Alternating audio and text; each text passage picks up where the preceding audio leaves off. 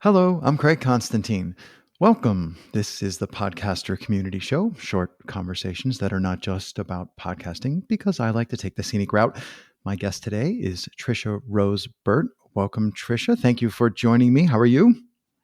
I'm great, Craig. How are you? I'm good, super busy.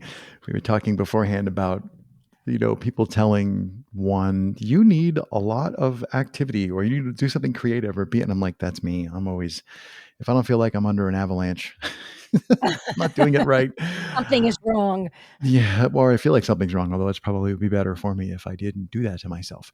There are so many things we could talk about, right? Let's talk about, I like to ask people, so your podcast is called No Time to Be Timid. And the question I have, and I also want to talk a little bit about like how you make the show, because not getting sucked into the making of the show is a really interesting thing to talk Yeah, about. But yeah. my thought is, your show is about, I'm going to say, empowering creative people to feel like they can take the leap, that they can move into their creative endeavors. Mhm. And that's kind of that. Well, not kind of. That's meta. So your story involves a leap to change to being a creative person. And I'm just wondering, when did you first imagine that you should step forward and make the thing to help other people? Or like, how did your journey go from I'm a creative to being I want to enable other creatives? How long has that been going on? That's a really good question. It's been going on for a while.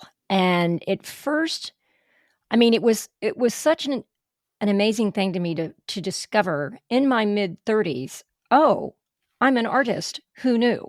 I mean, Mm, I just, I was raised that I was supposed to be in business. That's what my family did, or if we were frisky, we were a lawyer. But mostly, it was very, logical, reasonable mm, things to do.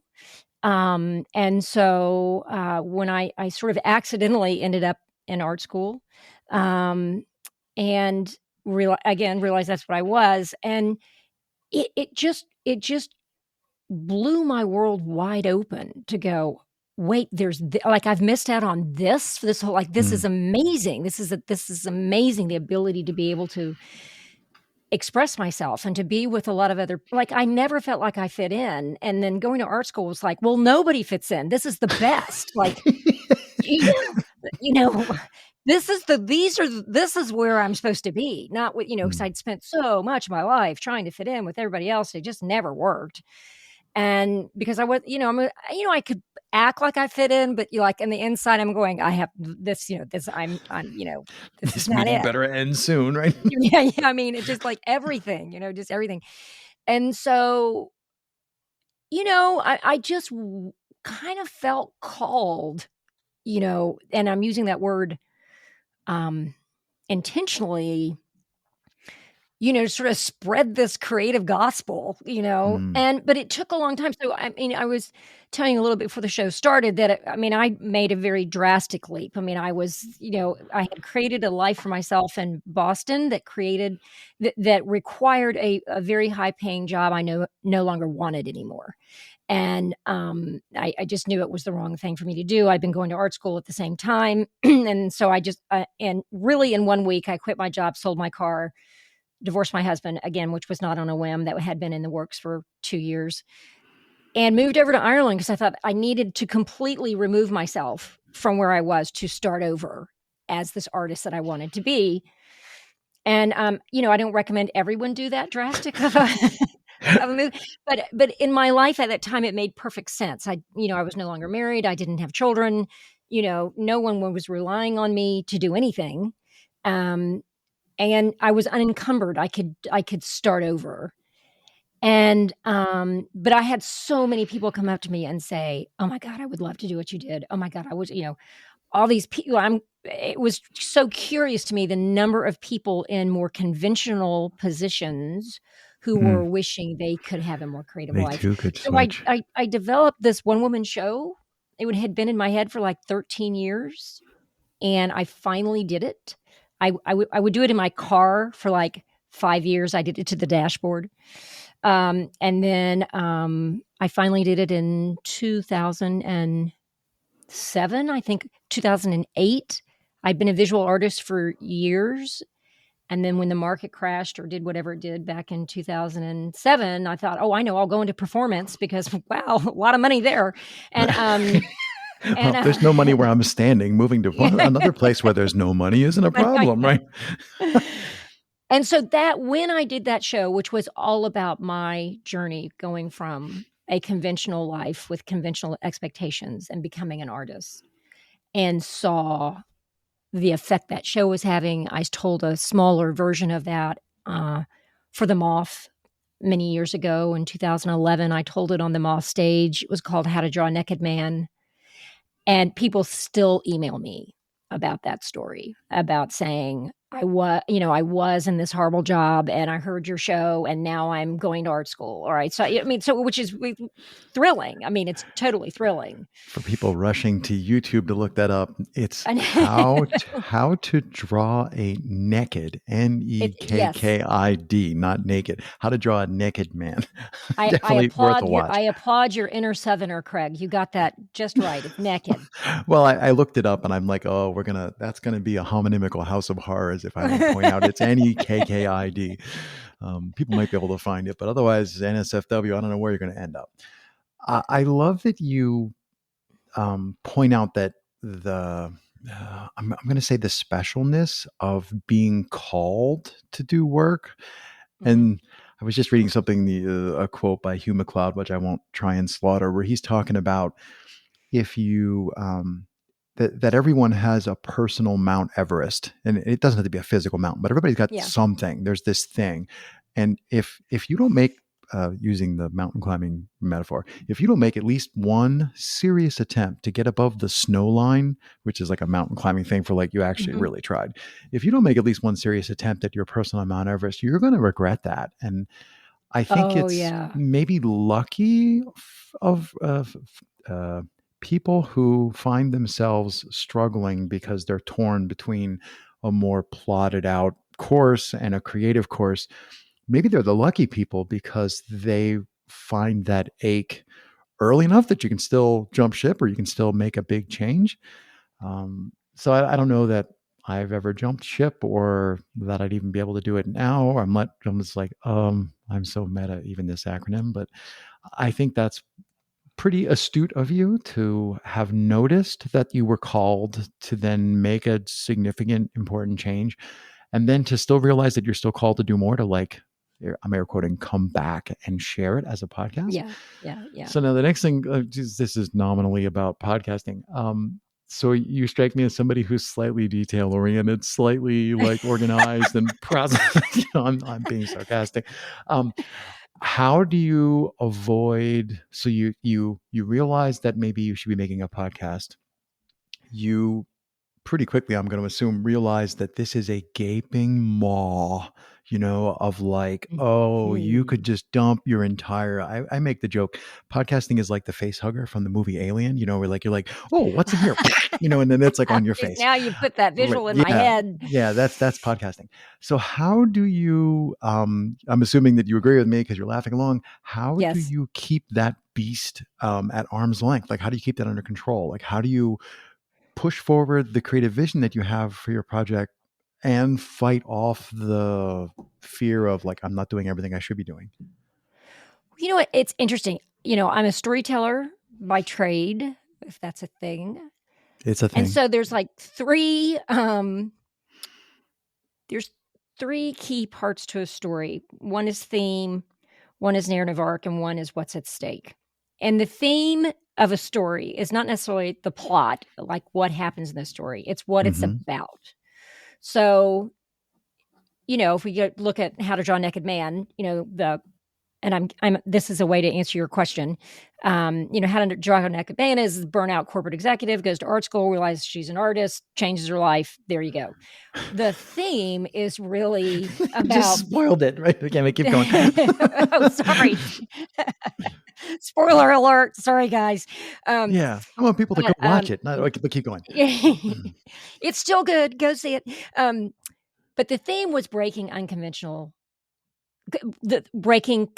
expectations. And so one of the ways that I sort of push back at what this podcast could turn into is what's the theme of this thing. And the theme is helping people find the courage to choose the creative path. So everything I do is through that lens, at least content wise. Mm. Who's my guest? So the guests who are on the show are not people who came out of the womb as artists. The first guest I had was my friend Tim Donovan, who went to art school in his early 40s. It took him 10 years to get through art school. Then he became literally 10 years to get through art school while he was running another business. And now he's co-director of an art gallery down in New York. That's a guy who, in his mid 40s, and he was very open about this in the interview, got sober, realized he was an artist. Okay, let me go do this now. The second guest were people who were ordained ministers. And now they're, Emmy Award-winning filmmakers. So I'm looking for people who didn't necessarily start out as, came out of the womb knowing they were going to be an artist. With that theme, it helps me pick my guest. It helps me pick what resources I'm going to offer people. It helps it just makes content selection really easy because that's the theme I'm using. What's the kryptonite for you? Oh, sorry. If you had finished the second part, I was going to say, what's the kryptonite? But you had a second part to your answer. I didn't want to cut that off. Well, no, I guess the other thing, what's been overwhelming for me has been, I'm not great at technology.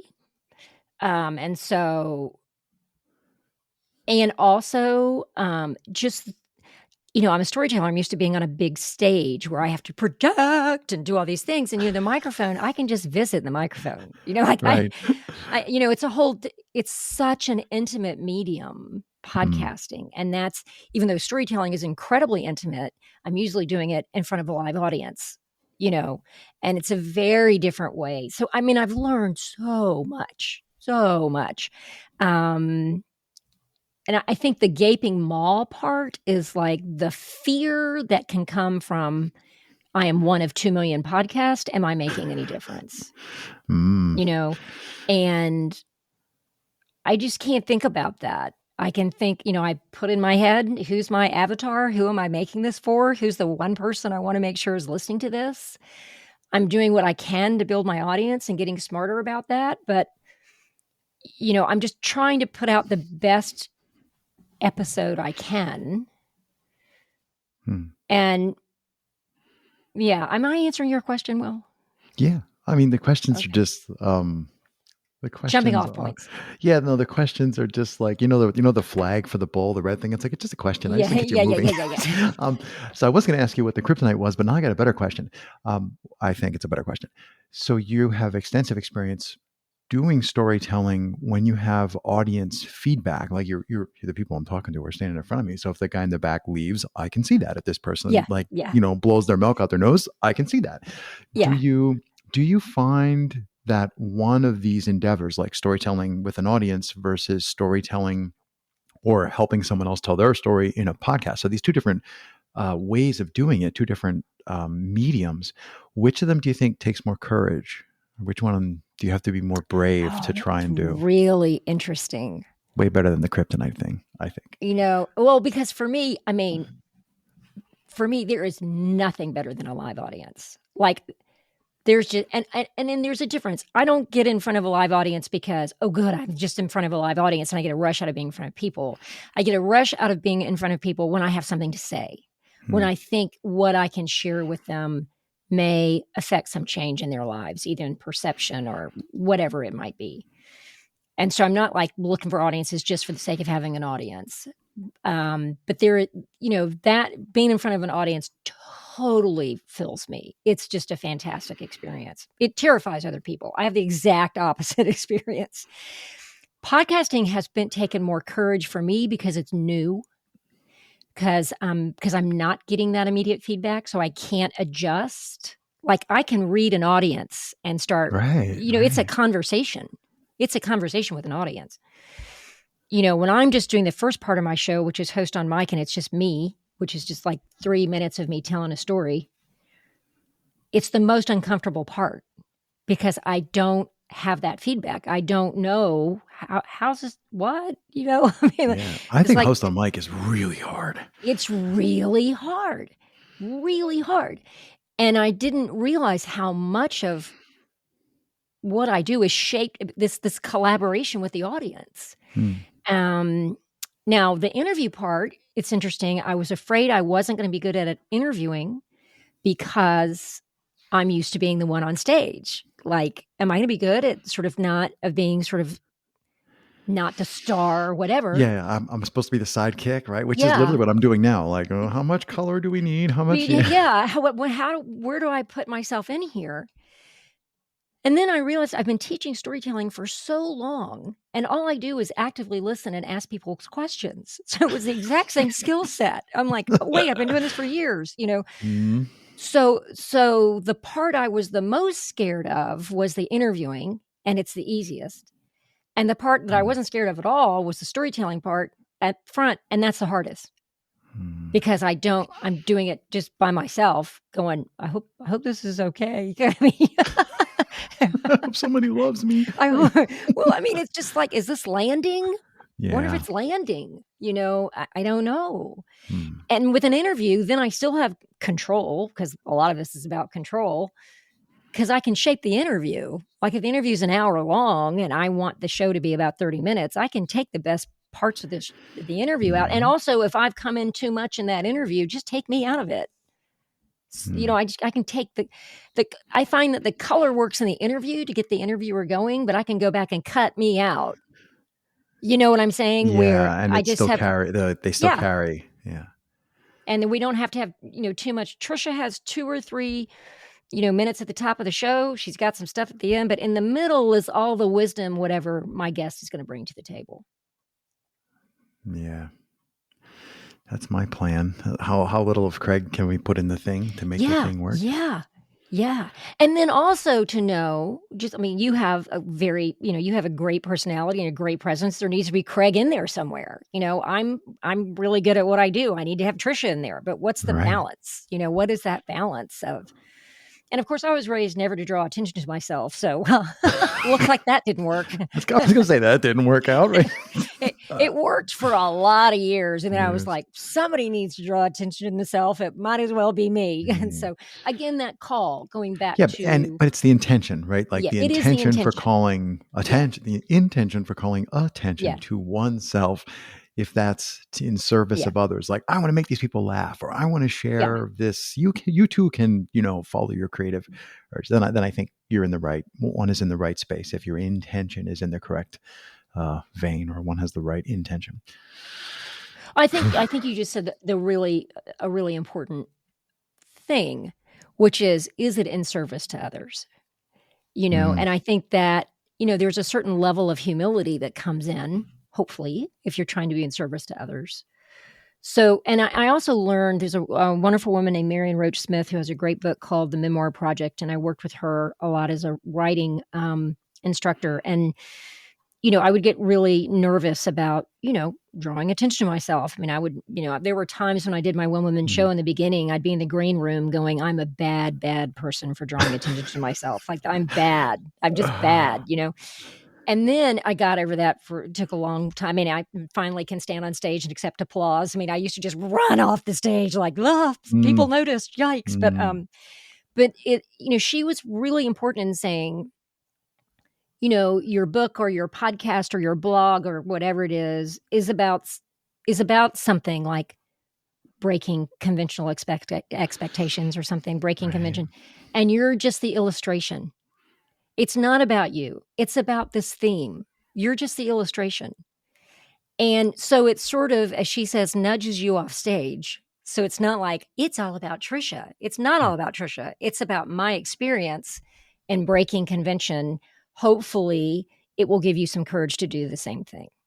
It comes from a very different place than let me tell you all about me. So Mm. that is a real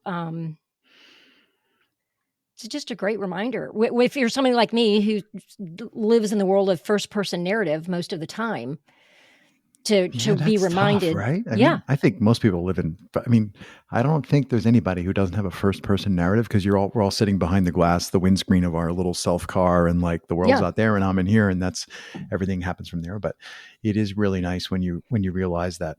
that perspective is still useful to share. So, Yeah, is um, useful. I mean, we don't have the time for me to get in about how important storytelling is. So, you yeah, but our voice, everybody's voice needs to be heard. It really yeah. does. And That's podcasting is a That's great medium exactly to what I do was that. going to say. The Yeah. the scalability of podcasting is a great Yes. opportunity for people to try putting their voice out there. Um, I want to make sure that we also say if you want to find more about Tricia, you can go to Tricia's Tricia Rose Burt RoseBurt.com, and you can find her blog. You can find links to all the YouTube videos we're talking about. That's the easiest way to find how to draw a naked man. Spell it Anything again, else? Craig. Let's see if you remember how Well, to I'm trying spell not it. to show off. It's Nekkid.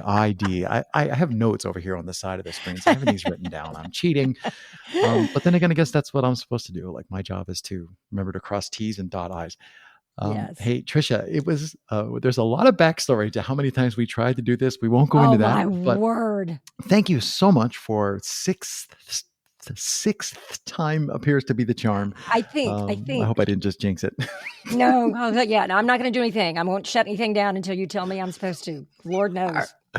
Thanks so much for taking the time. Thank you, Craig. I appreciate it.